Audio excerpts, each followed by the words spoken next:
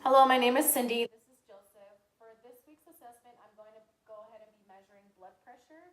I'm going to be using a sphygmomanometer and a stethoscope.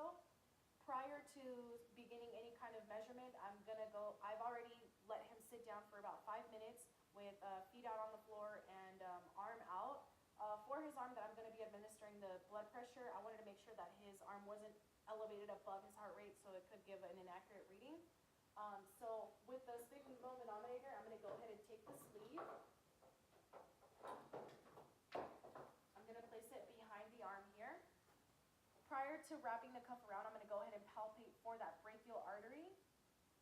Once I do find it, I want to make sure that I place it about an inch above the artery. And there is actually a label here on the cuff that shows you where you can place it above the artery. So I'm going to go ahead and do that. Once you do wrap the cuff, you want to make sure that it is snug, but it's not overly tight. You want to be able to fit 2 fingers inside of the cuff. And then actually go a little bit tighter. For the purpose of this video, I'm not going to be taking the gauge onto the slip provided, just so that I can show the reading onto the camera. With the stethoscope, I'm going to go ahead and make sure that the earbuds are facing towards the ear canals, making sure that they match the same direction. Then I'm going to go ahead and palpate for the brachial artery once again, making sure that I place the nose here again.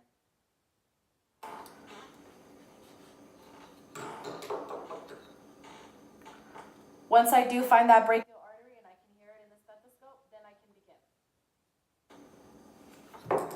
Before I do start the pump, I want to make sure that the valve here is closed all the way to the right, making sure that no air leaks out. Once I do start using the pump, I want to make sure that I get to at least 30 points above his normal systolic. After that, then I want to go ahead and start opening towards the left and making sure that the air is leaking out slowly so I can catch the reading.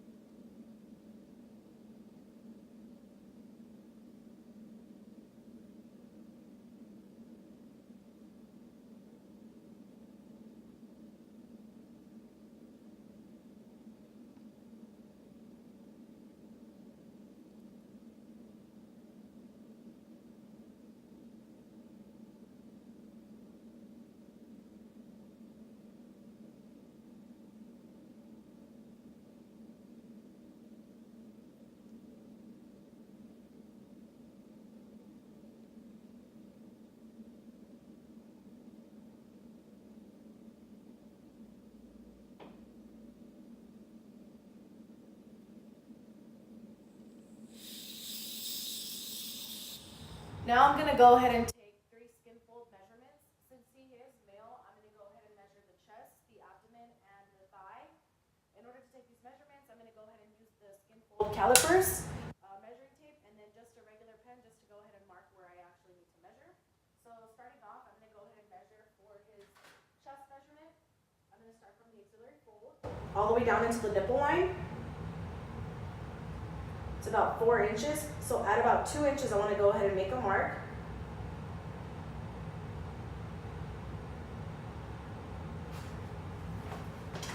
When it comes to pinching, I want to make sure that I'm doing about a 3-inch pinch, so about 1.5 inches on each side. Want to make sure that I'm actually getting the fat and the skin, so that's about 5 millimeters. I'm going to go ahead and write that down.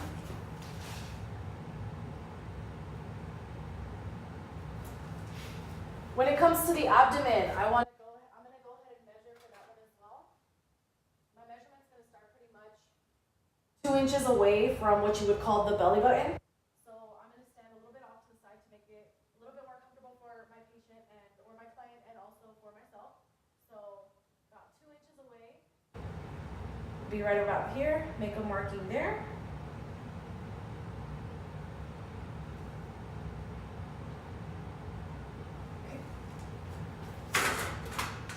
Same as the chest measurement, I want to go ahead and make about a about 1.5 inches on each side.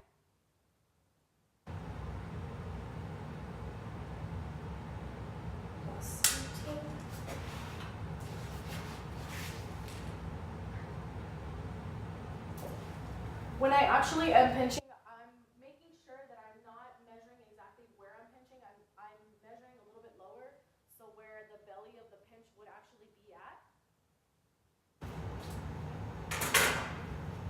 Now for the thigh, I'm going to go ahead and ask my client to pick up his shorts all the way up. And I want to go ahead and measure from the inguinal crease all the way down to about the top of the knee. So that's about 16 inches, so right about 8 inches. Go ahead and make my mark. And same thing, using my measuring calipers, I'm going to go ahead and take that measurement. Let's see, about 8.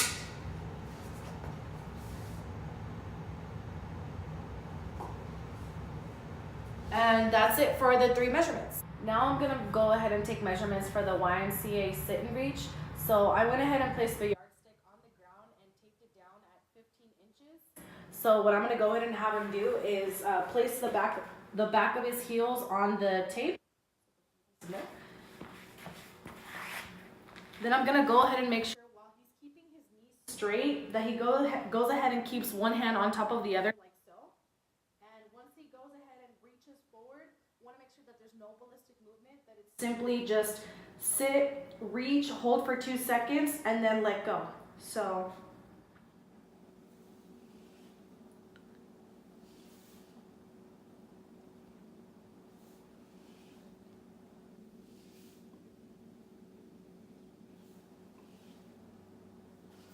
the next thing I'm going to go ahead and measure is the hip to waist measurement. I'm going to go ahead and take the smallest portion of his waist and measure around that with a measuring tape. I'm going to go ahead and just take this right here. I find it easiest to just bring the measuring tape around the waist. And you just bring it forward and kind of overlap. It's going to be right at 36.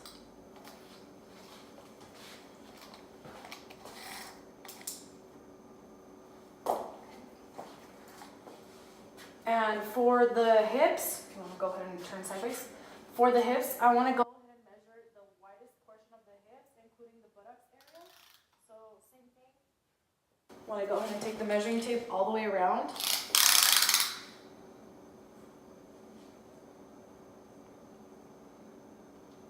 Want to go ahead and overlap. That's about at 41. As I'm taking the measurements, I want to make sure that too loose or too tight. You kind of just want to have it snug. And that's about it for the hip to waist measurement. For the final measurements, I'm going to go ahead and be using the goniometer to measure the range of motion. So I'm going to go ahead and measure knee flexion, hip flexion, elbow flexion, and shoulder flexion. In order to get these measurements, prior to taking any measurements of any areas, I always want to go ahead and palpate to where I'm going to go ahead and put the fulcrum of the actual goniometer.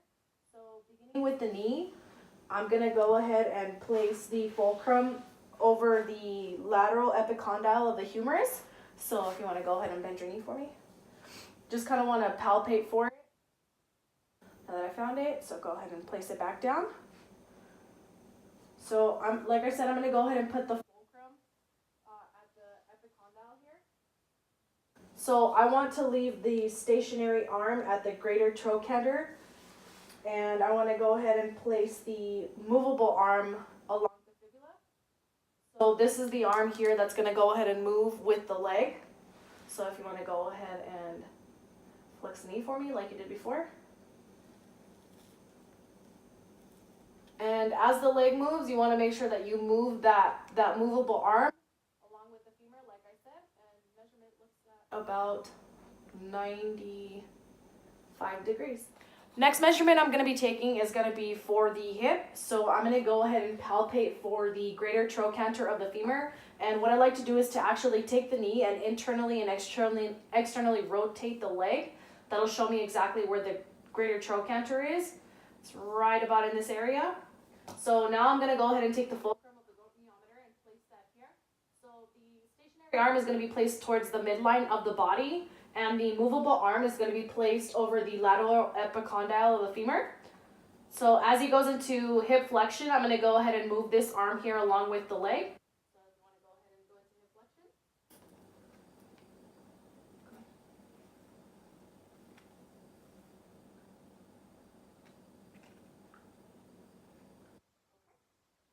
And that's about 103 degrees.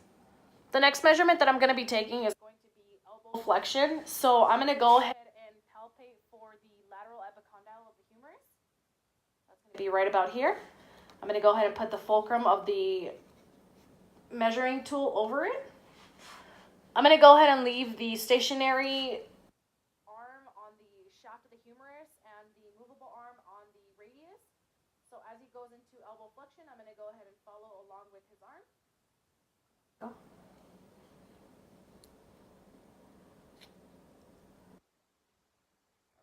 And that looks right about 123 degrees. The last measurement that I'm going to go ahead and take is going to be for the shoulder. So I'm going to go ahead and place the fulcrum over the head of the humerus. Palpating. That'll be right about here. Okay. The stationary arm is going to be placed over the mid-axillary arm, and the movable arm is going to be over the humerus. So as he goes into shoulder flexion, I'm going to go ahead and move along with his arm. So